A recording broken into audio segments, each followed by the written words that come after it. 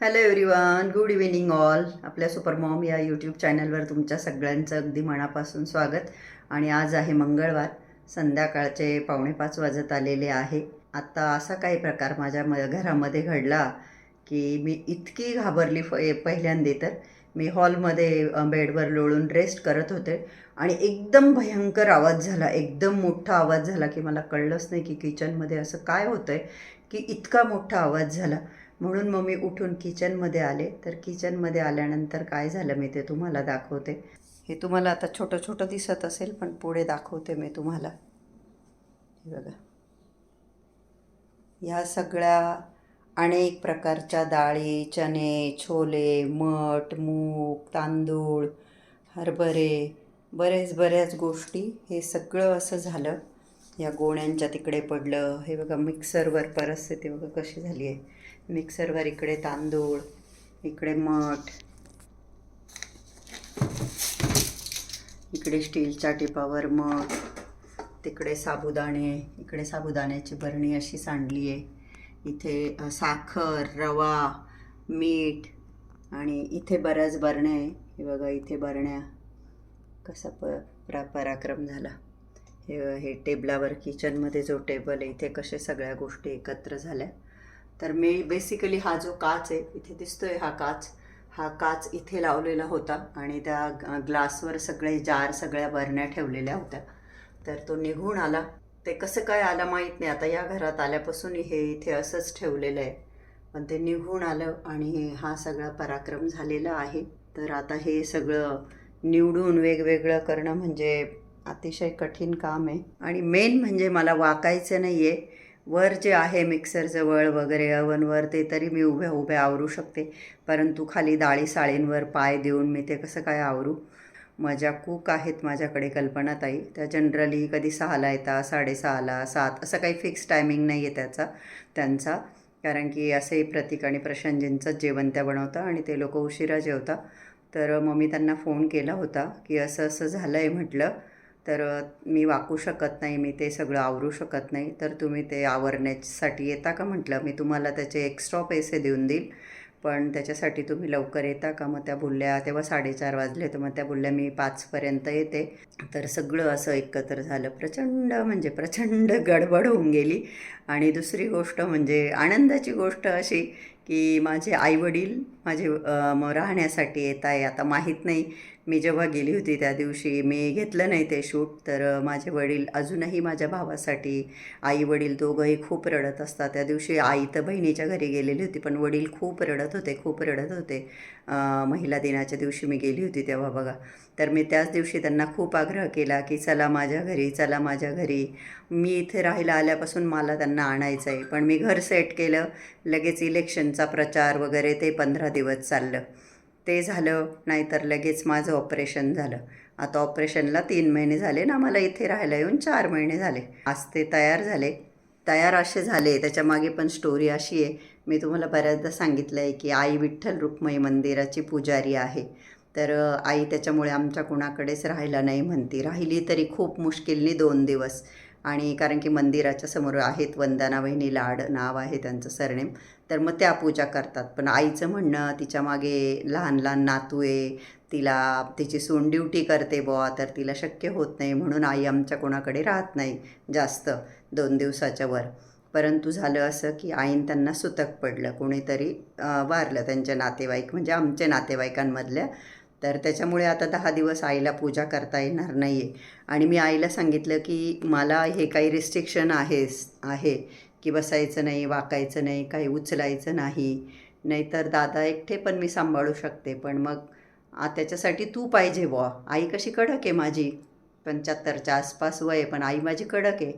तर मग मी जसंच मला काल कळलं की यांना सुतक पडलं, मग मी आईला सांगितलं की आता 10 दिवस तुला पूजा करायची नाही, तर या. मी कालच बोलवत होते, पण आई बोलली आज नको, आम्ही उद्या येऊ त्यांच्याबरोबर.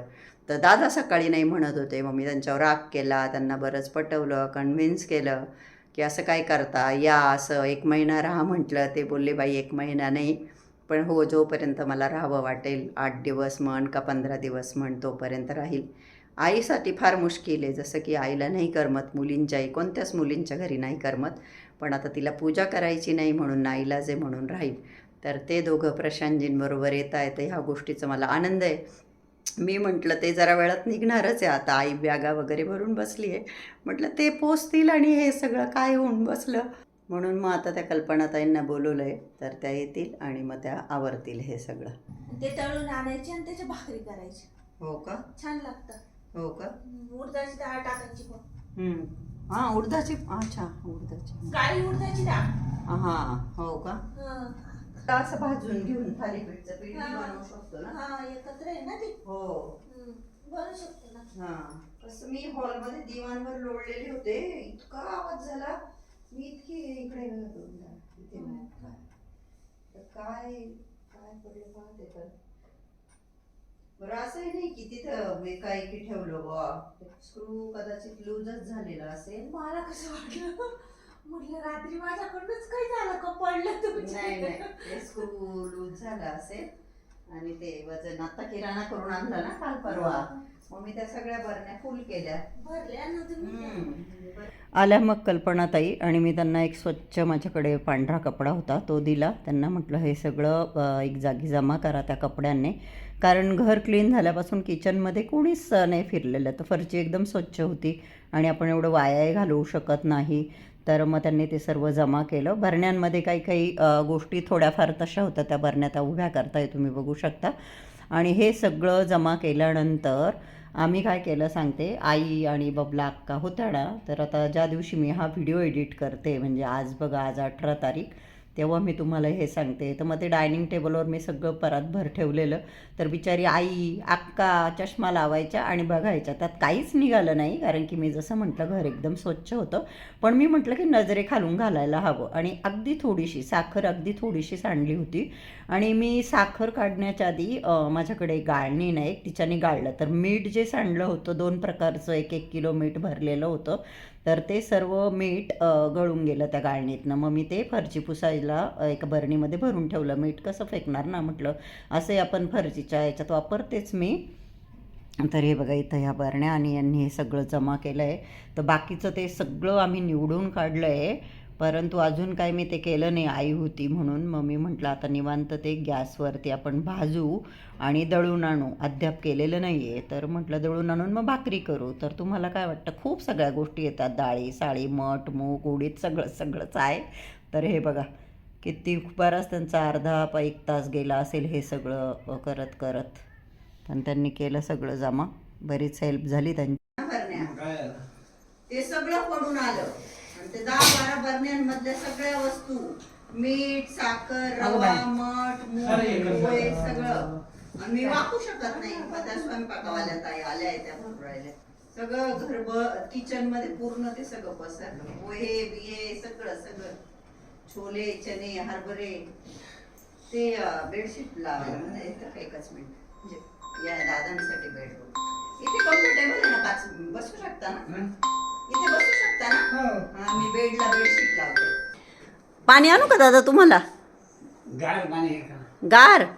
तुम्ही थंड पाणी पिता का? मावशी बसा काकांच्या शेजारी. मावशी हे बघा काय काय घेऊन आल्या चाललंय. संध्याकाळचे 7 वाजलेले आहेत आणि आम्ही डॉक्टरकडे जायला निघालो आहे. दादांचाही फॉलोअप आहे आणि माझे जे डॉक्टर आहे आमचे जावई बापू, त्यांच्याकडे पण मला जायचं आहे. ॲक्च्युली उद्या माझ्या ऑपरेशनला 3 महिने होणार आहे, म्हणून आम्ही त्यांच्याकडे जायला निघालो आहे. हे बघा इथे दादा बसले. हाय करा दादा, हाय. हे बघा हाय करताय. आणि तिकडे मम्मा आहे. चल मम्मा जायचं, ते मम्मा बाईला असताय. चला चला चला. मग आधी आम्ही दादांचे जे डॉक्टर आहेत पवार म्हणून त्यांच्याकडे आधी गेलो आणि मग ते बाहेरच आले, तुम्हाला पुढे दिसणारच. बाहेर आले म्हणजे डॉक्टर बाहेर आले. कारमध्येच त्यांनी दादांचं चेकअप केलं आणि दादांचा चेकअप झाल्यानंतर मग आम्ही पाथर्डी फाट्याला जाणार आहोत माझं चेकअप करण्यासाठी. तुम्ही AC बंद.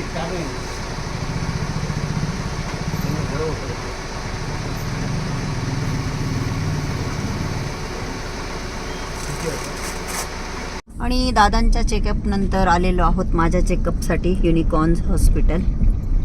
बाय द वे प्रशांतजी माझ्याबरोबर आलेले आहेत.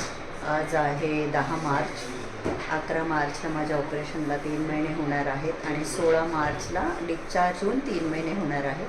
तर ज्या दिवशी माझा डिस्चार्ज झाला होता त्या दिवशी माझं वजन 74.5 होतं आणि आज 66.5 आहे. तर ऑलमोस्ट 3 महिन्यामध्ये मी हेल्दी वेने 8 किलो वजन कमी केलेलं आहे.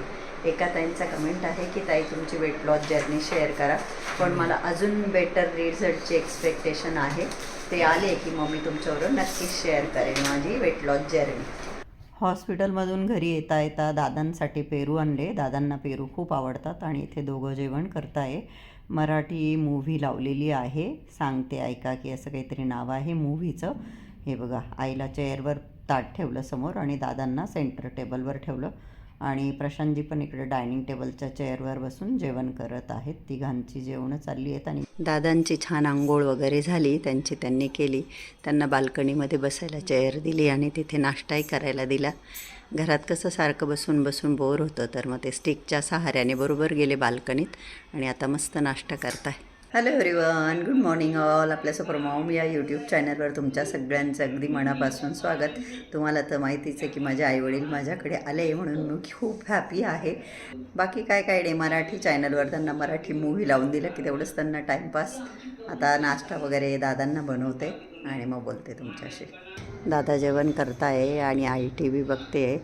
दादांना सोप्यावरच दिलं जेवायला, खाली पेपर अंथरला. इथे नाश्त्याला मी गुळाचा शिरा बनवलेला आहे, पण आपण जसं एखाद्या छोट्या मुलाला देतो एवढा तसाच आहे. आमच्या छोट्या मुलीला पदर बिदर घेऊन नाश्ता करताय मावशी.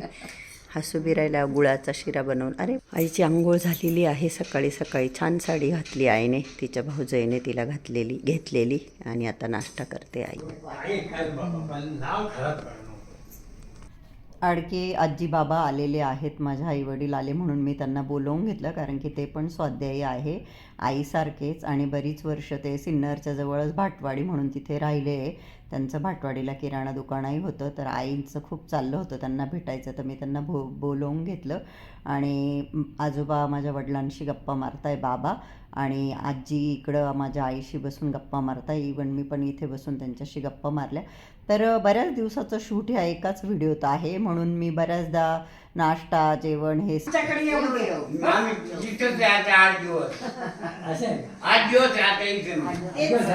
चालता फिरता फिरायला जातात ते खाली पण मी पाहिलं असेल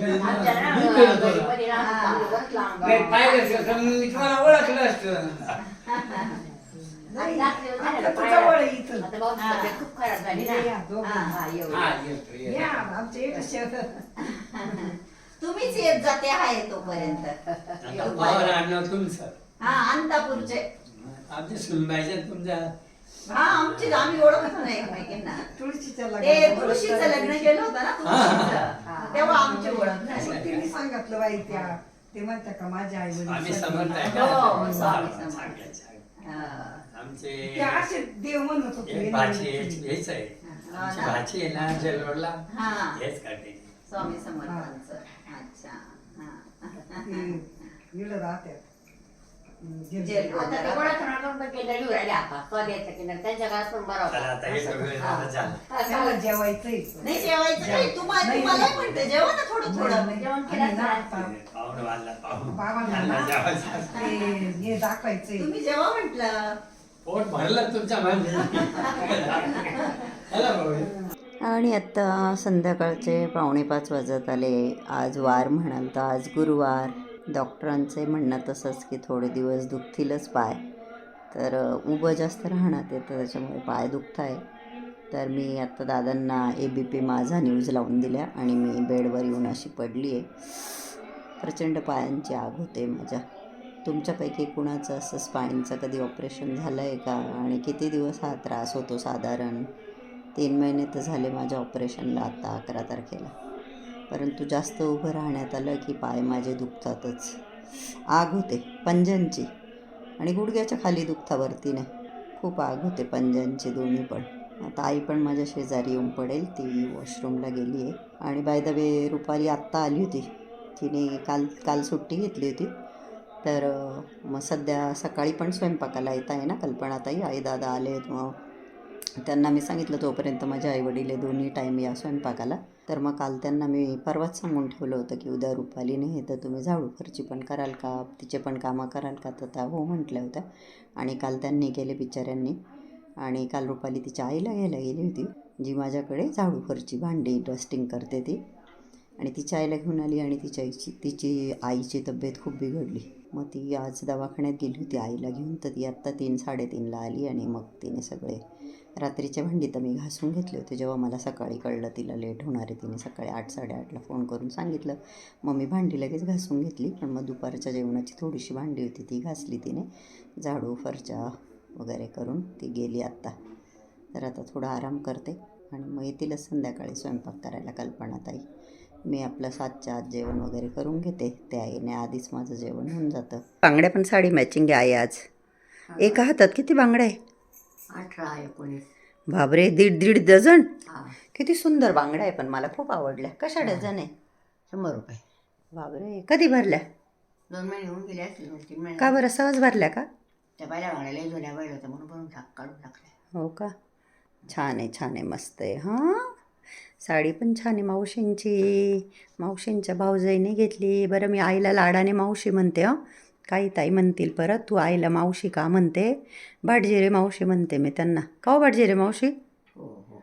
हां, फुटाणे खाता का 2-4? नको नको खा ना, चला. नको. आणि इथे हे मस्तपैकी तळले जात आहे वडे, उडदाचे वडे. आणि तळून तळून मी अशी पाण्यात टाकते. रेसिपी काय मी शूट केली नाही, परंतु मी दही वडे बनवले होते. आई, दादा आणि बबला अक्का सगळ्यांना खूप आवडले, खूप टेस्टी झाले होते. आणि इथे केलेली आहे कढी मस्तपैकी. साय वगैरे मी टाकली कालवून तिला दह्याबरोबर. आईने आयडिया दिली. मुगाची डाळ घालून शेपूची भाजी. स्वयंपाकावाल्या ताईंनी केलेला आहे हा स्वयंपाक. कुकरमध्ये आहे राईस. पोळीच्या डब्यात आहे पोळ्या. प्रशांतजी पण येत आहे जेवायला. जुना आई जेवण करते, दादा आराम करताय, म्हणजे पिक्चर बघताय.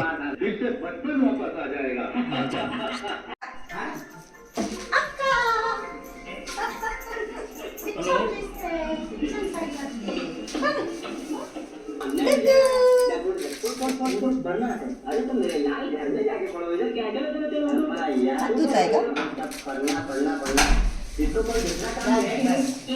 सकाळी काय खाऊन गेले तुम्ही? तुला पण वाटते हा लागतं का? अगं कढी खूप छान आहे. आई म्हणते मी आयुष्यात अशी कढी नाही खाल्ली. अक्का MRI करण्याच्या आधी आईचे आशीर्वाद घेते, जेणेकरून MRIमध्ये जास्त प्रॉब्लेम येऊ नये. क्या बात आहे. आम्ही आता जात आहोत MRI करायला. अक्काबाईंचा MRI करायचा आहे. आणि आय होप की तिच्या MRIमध्ये जास्त गडबड नाही हो. आता ते MRI केल्यानंतरच कळेल काय प्रॉब्लेम आहे काय नाही. पण सिम्पटम्स सेम माझ्यासारखेच, कंबर दुखतं, पाय दुखतं. म्हणजे मला जो ऑपरेशनच्या आधी त्रास व्हायचा तसा त्रास तिला देखील होतो आहे. तर माझा जिथे MRI केला तिथेच आम्ही MRI करायला चाललो, काकतकर हॉस्पिटलला, NM मेडिकल.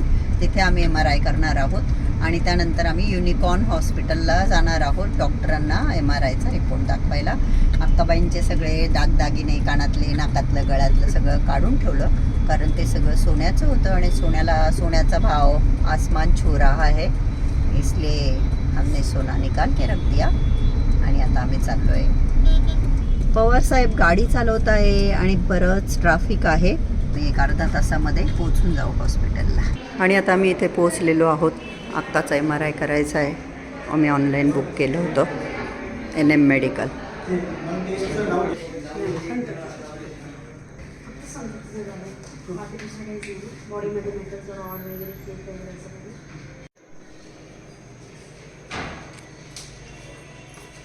हँडरायटिंग किती छान आहे तुझी अक्का. Very good. पत्र लिहायची तू लग्न झालं तेव्हा घोटीवरून, आठवतं का? आणि अक्काचा MRI बघितल्यानंतर डॉक्टरांनी तिला 3.5 महिने मेडिकेशनवर ठेवायचा निर्णय घेतलेला आहे. आणि मला जे नियम होते तेच सगळे नियम तिला सांगण्यात आले. वाकायचं नाही, जमिनीवर बसायचं नाही, जड उचलायचं नाही, इंडियन टॉयलेट वापरायचं नाही. अक्का आता चेंज करण्यासाठी गेली आहे मध्ये. तिला तर खूप टेन्शन आलं आहे की काय येईल वगैरे MRIचा रिपोर्ट. आम्ही तिला असं सांगितलं की काही जास्त टेन्शन घेऊ नको. आणि मी घरून निघाले तर आई होती घरी. तर माझी आई म्हणे की तू अशीच चालली का? आणि इथे अक्काबाईंनी MRIचा ड्रेस घातलेला आहे, ओला करून दिला, गुळण्या केल्या का. बसा बसा चला या. जसं की मी पहिला MRI 7 वर्षापूर्वी केलं होतं तर तेव्हा खूप वेळ लागायचा आणि माझे 4-5 MRI झालेले आहेत टोटल.